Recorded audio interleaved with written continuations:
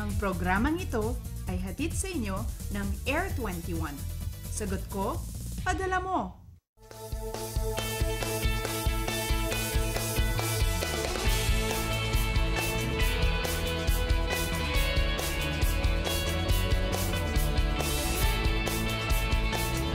Magandang umaga mga kaibigan, 4:58 ng umaga ayon sa Philippine Standard Time at kayo ay nakatutok ngayon dito sa Panahon TV, laging nangunguna sa pagbibigay sa inyo ng napapanahong weather information. Maaari nyo rin po kaming matunghayan at mapanood via live streaming sa www.ptv.ph.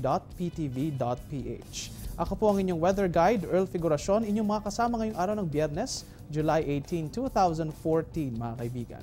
Mga kaibigan, ngayon ng araw na ito ay mayroon pa rin ilang klase dito sa may bansa na kanselado pa rin dahil sa epekto ng Bagyong Glenda. Silipin po natin yan gamit ang ilang anunsyo na inilabas ng ating gobyerno.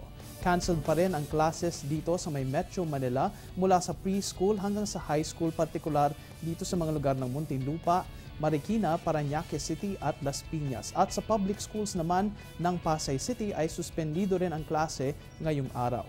Ganoon din ang July 18 classes ngayong araw na ito ng Friday ay suspendido rin sa labas ng Metro Manila from preschool to high school levels at yan ay sa may San Mateo, Rizal.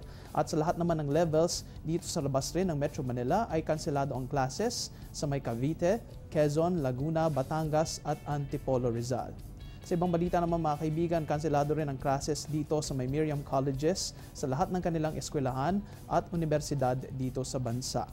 At ganoon rin magre-resume ang mga classes o magpapatuloy ng babalik ang classes dito sa may Polytechnic University of the Philippines. Dito lamang po ito sa mga college levels at law schools nila sa may Quezon City, Malabon City, Makati City at Taguig City. At pati na rin dito sa may University ng Santo Tomas, kasama na rin ang mga opisina ng mga universities na iyan.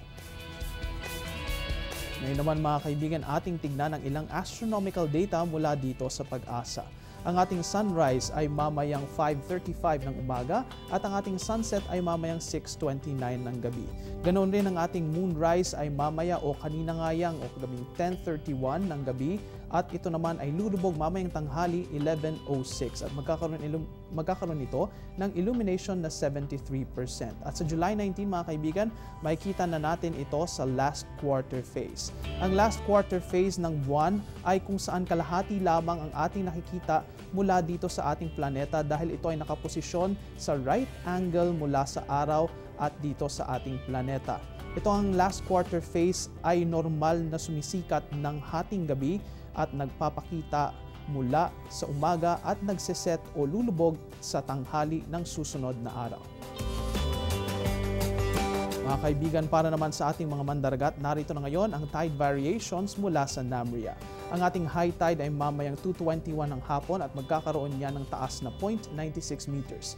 Habang ang low tide naman ay mamayang 7:57 ng gabi at aabot lamang ito sa babaw na 0.57 meters. Kami magbabalik dala ang iba pang impormasyon matapos ang isang paalala.